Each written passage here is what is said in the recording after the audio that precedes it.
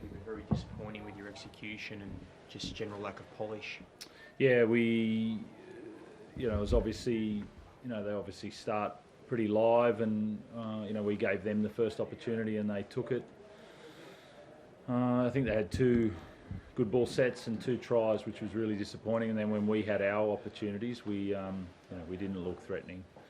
They defended well, and we didn't look like we were going to score, for a long period of time there. So, yeah, we were well beaten tonight. That was disappointing. Is that disappointing even more so considering what was on the line? Trent, you weren't able to find your best football tonight? Yeah, look, I think I said it to the guys, like it's pretty simple. Like the effort's really high, so you can see the guys that are really pushing to pressure and tackle and get off the line and carry strong and all that. But in these games against the top 4 teams, we haven't been threatening. We haven't been able to score points, and we've been well beaten in the end. It just sort of shows where we've been at in those games. I think we were tighter against Melbourne.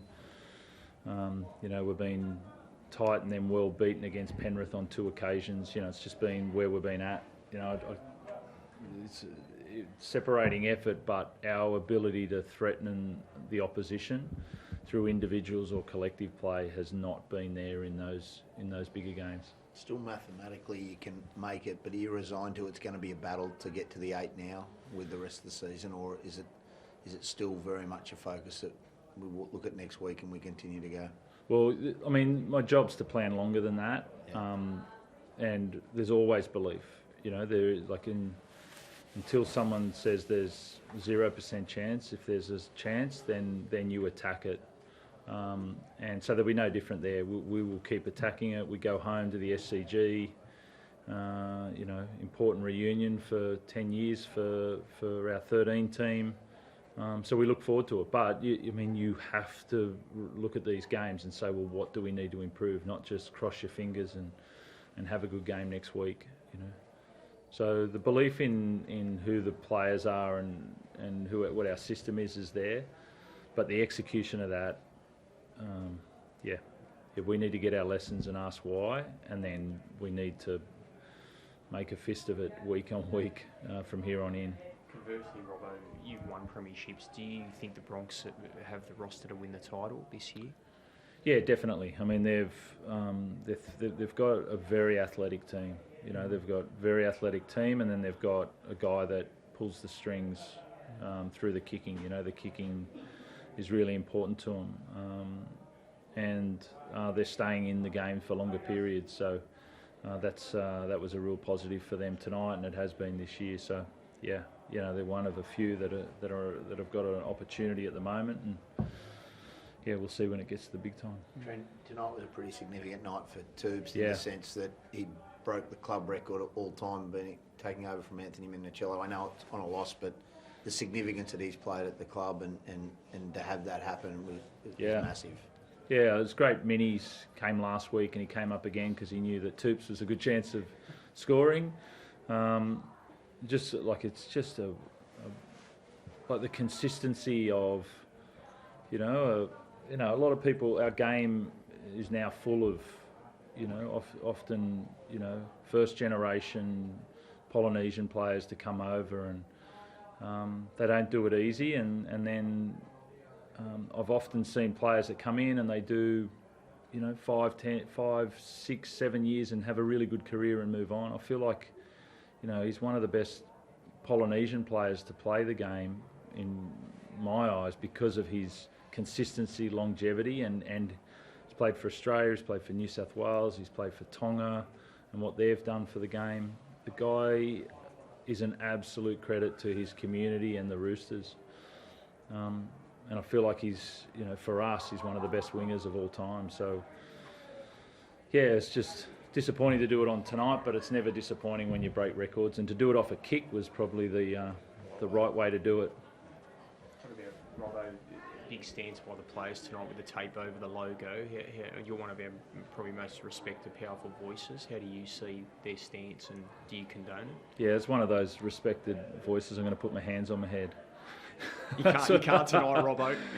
I mean, it's to be honest, you don't get in the middle of that power struggle. You know, it's a really difficult thing, and you can see benefits from both sides. You know, you need to have that balance of someone looking after the players, and then you need to have a governing body that leads the way. And you know, we're in the middle of a power struggle there, and I don't think it's up to clubs or coaches to get in the way.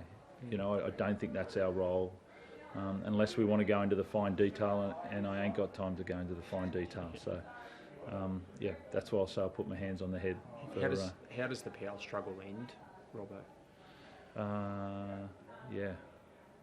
Yeah. For the good of the game. I don't know how it ends, but I know what the result. We're at a point where people love our game. And so at the end of the day, they both need to understand that the game is why we're here and what we love it for, and the products, so just don't affect that. You know, however they get the result, however they get those negotiations, but protect the game. We're in such a good spot because of both of those parties, but don't let it go too far. Just on the next week, you obviously want to start a run of 5 wins. Have you got the 2013 side coming to the game, have you? Yeah, we obviously played Manly in that grand final, and it's a 10-year reunion to celebrate that. So, yeah, it's nice to acknowledge that, and you know, a few of the guys still playing, which is often the case at 10-year reunions, and a few guys that have been overseas and away for a while and stuff. So, yeah, be nice to see them, but 17 guys playing footy wins games, not some nostalgia on the sideline. So we'll use it as some lessons during the week and that, but it's gotcha for life and a reunion for us. So that's enough. It's enough for us. Will Sam Walker be back next week? No, I don't think so. I think he'll get some. He's got one final test on Monday, and then we'll build it up. You know, he's been stop-start, which hasn't helped his progression there. So no, he won't be back next week, I don't think. I think it'll be at least a couple of weeks. Is there and I know it's a long way down the track, but is there part of you that thinks potentially, hey, we'll put him in the rack for the year and bring him back next year if finals, if it becomes clear that you won't make the finals? Look, I don't. Definitely don't want to talk about that from a finals point of view. I think the best thing to do is treat the injury. If the injury's right and everything's right, then he's a young footy player and we'll get him back playing. But if the injury's not right, then we'll wait till it's 100%, not 95. So we'll do the right thing by Sam and keep doing what we've done. I feel like they've done an amazing job with ticking a lot of boxes on a lot of the tests. Cool. Thanks, guys.